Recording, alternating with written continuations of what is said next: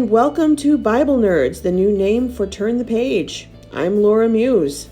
It's been a while since I've uploaded a video, but that was because I injured my right wrist, and it made it impossible for me to type, write, or draw for a few weeks. And I've also rebranded the channel to make it more inclusive for everyone who wanted to watch it. Also, I'm going to ask you to please watch to the end of the video, as that really helps my channel grow. It's not how many people watch it, it's for how long. So just to help with that, please watch to the end of the video, and I hope you enjoy it. So Bible nerds, let's get back to our Bible study. Over the last few weeks, we've gone with Jesus to the city of Capernaum. We've seen Jesus do miracles, and we've watched him set people free. We've seen Jesus heal a woman who had been sick for 12 years. Not only did he give her her life back, but he also restored her joy. Now we go back to Jairus, who had begged Jesus to heal his dying daughter. He came to Jesus when he was just arriving in Capernaum by boat. Jesus agreed to go with him immediately, but while they were walking, the crowds around Jesus got huge and very close to him, making it difficult for him to walk at all, let alone walk quickly. And while they maneuvered through the crowd, a sick woman who had been social distancing crawled through the crowd and touched the fringe of Jesus' robe and she was healed. She tried to run away, but Jesus stopped her. He asked her to tell her story. After that, Jesus told her that her faith had healed her and to go in peace. She was now back in society and she had her life back. Okay, so now we're caught up. So let's read the text to find out what happens next. So please turn with me to the book of Mark, chapter 5, starting in verse 35. So that's Mark 5, starting in verse 35. While he was still speaking, some came from the ruler of the synagogue's house, who said, "Your daughter is dead. Why trouble the teacher any further?"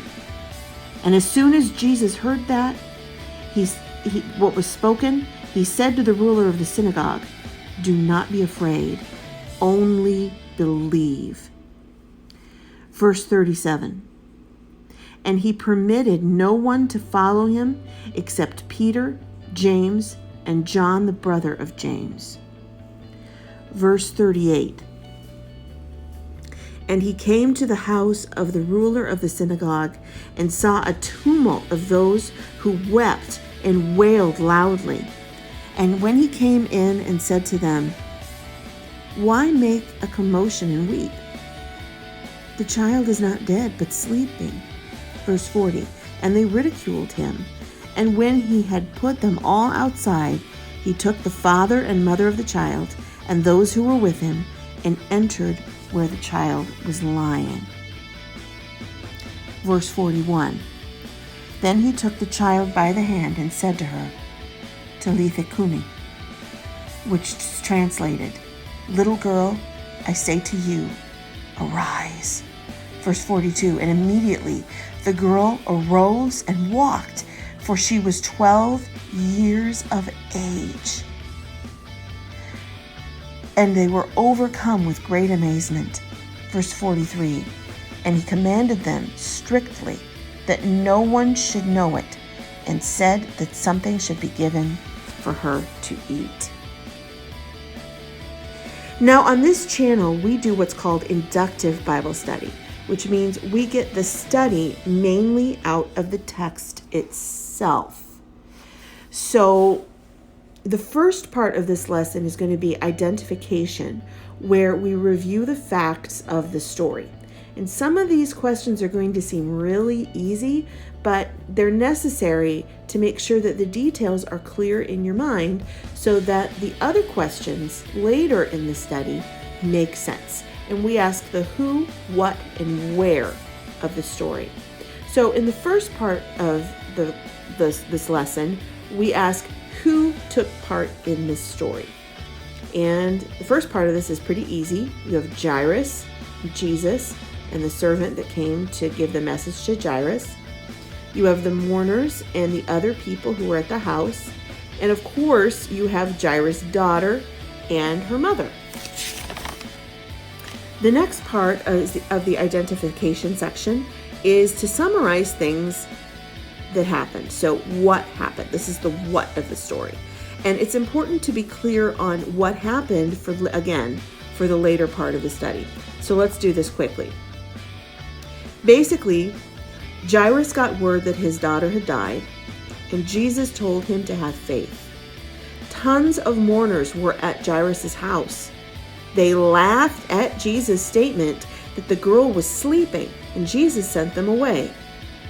So Jesus and the girl's parents, Peter, James, and John, went into the house where the girl was lying dead. Jesus resurrected her. She was alive. And Jesus told them not to tell anyone what he had done and to give her something to eat. And of course, the last part of the identification section is where. And this took place, like the rest of our story, in Capernaum. But this was mostly in Jairus' house. So the next part of the study is the why and how of the text. It's the interpretation. So the first question I'm going to ask is, why were there so many mourners there at the house when the girl had just died? Well, while the girl probably had lots of friends and family there mourning her death, it was also customary to hire mourners to come and cry and wail at a death. It was considered comforting. The more important you were, the more mourners you had. And this girl was the daughter of a synagogue leader, so she probably had lots of mourners there. And not only would they cry and wail, they would also play music. And here is an example of a first century flute, like the one that may have been played at a death like this. I play the flute, so I was really interested in this when I was drawing this. The next question is, why did Jesus tell Jairus not to tell what had happened? There were a lot of people, who wanted to stop Jesus' ministry. This was a big problem. In other Bible stories, we see the Pharisees and the scribes and the Sadducees picking on Jesus, trying to do anything they could to discredit him. And that was really no different in little towns like Capernaum. And Jesus was already extremely popular. In the crowds he drew were absolutely huge. Too much more publicity, and his enemies might be overcome with jealousy and try to end Jesus' life and work before it was time. So even though this was a really hard thing for Jairus to do, Jesus made that request of him. So the last part of this study is application, where we look at how the Bible study applies in the here and now. And I'm not going to try to answer this question on this video because it's a thought question and it's very deep and it's also very personal for everybody. So Jesus made Jairus wait a long time to see his daughter healed. They moved slowly through the crowd. They talked with the woman with the flow of blood. Then someone came and told Jairus that his daughter was dead. What an emotional roller coaster that must have been. It must have been really, really hard for him to stand it at all. So the question here is, how does God help us through our life's emotional roller coasters? We all have them, and some are worse than others. Sometimes we have more than one at once. Sometimes we have a new one every day. So spend some time in thought and prayer about this. How is God with you in your emotional roller coasters? I'd really be interested in hearing your answers, so please leave your answers in the comments so that we can hopefully civilly discuss this because it's a really important part of Christianity. How do we walk with Jesus every day so that he can help us through these issues? Well, that's it for another episode of Bible Nerds. I hope you all enjoy it, and I'll see you next time.